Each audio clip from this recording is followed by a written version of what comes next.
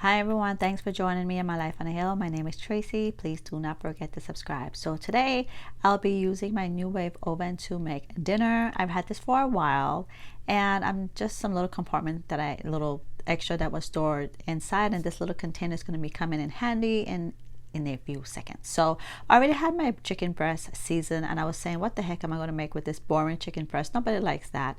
So I ended up putting some breadcrumbs together in a little container, and I decided that I will be making chicken strips. And so I just go ahead and dip it inside. I didn't put any egg in there. I try to like cook real basic, and with the chicken breast, I know the kids probably wanted the breadcrumbs, to look more like a crispy effect. So I have it there ready. I went ahead and put it in, and I will be preheating. Make sure you press preheat. It preheats for 10 minutes, and then I went ahead and pressed the temperature, which I wanted it at 360, and then the time was 20 minutes.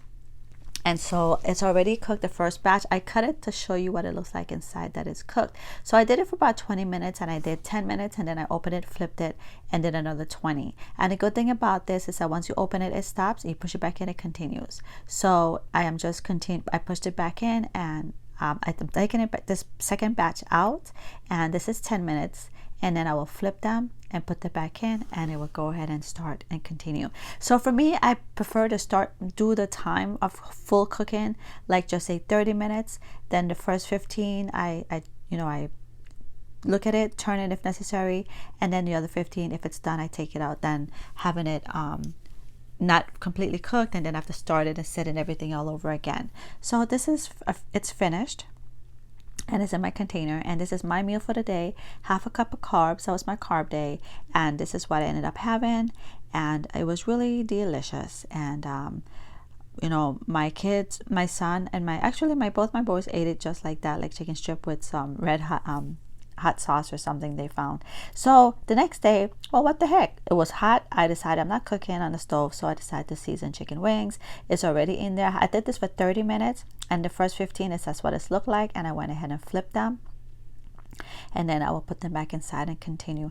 If you feel like it's for 30 minutes is too long, before it ends, just pull it out, and that's what it looks like right there. No breadcrumbs, no egg added, nothing, just basic. So I decided to do shrimp. Now guys, remember I said shrimp for 10 minutes, but it shouldn't cook more than 6, but just check on it and toss it around. So this is a little container I told you about. I went ahead and cut up my yams. I put a little bit of olive oil in there, and a little bit of salt, black pepper, turmeric, a little bit of garlic salt, and regular salt, and not too much because I can't eat too much sodium, and this is what I ate for the next carb day. So this is the part I hate, cleaning. So that piece right there inside, that could actually be taken out and washed separate. So this is what it looks, and this is what I'm left with at the bottom. So basically that's what we would have been eating if it's inside of a glass container or in a pot, stovetop pot. And I had to soak that overnight because I just didn't want to deal with it. The next morning I woke up, washed it, and this is the bonus I have for you guys. So I ended up lining it at the bottom. Now my fan is up top, so it was not affected. I put the tray back in, and I went ahead and preheated for 10 minutes. After preheated for 10 minutes, you have to press start again, and then it'll tell you the temperature. I think I kept it at 360, and then press it at the time, and then I set the time for 30 minutes, and then I checked it again.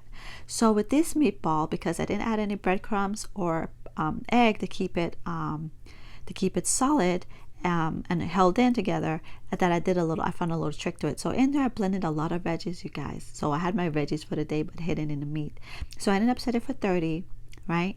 And what happened at the 15-minute mark, I went to turn it, and when I went to turn it, they were sticking. So that's why some pieces were loose. They were sticking. So I flipped it, I put them back in, and then the next batch I put in, I ended up switching it like literally the last 20 minutes, the last 5 minutes before I actually took them out, and it did go for the 30 minutes. I didn't stop them prior. Once it was the last 5 minutes, it was easy to take out. It was already cooked and formed, so it was easier to maneuver. So this is what it looks like. And look guys, the foil is at the bottom, And now all I have to watch now is that little silver part, but it was still hot, so it was sticking for some reason because the air was blowing in, it got attached some kind of way. But this is okay. Eventually I took it off when it cooled down, and this is everything in my meatballs completed. It looks burnt, but it was nice and moist, and that's the foil in the trash, and that's the grease that's left over. I put it in my grease container. So I hope that could help you in this heat and this hard times to do something quick and easy. Bye bye.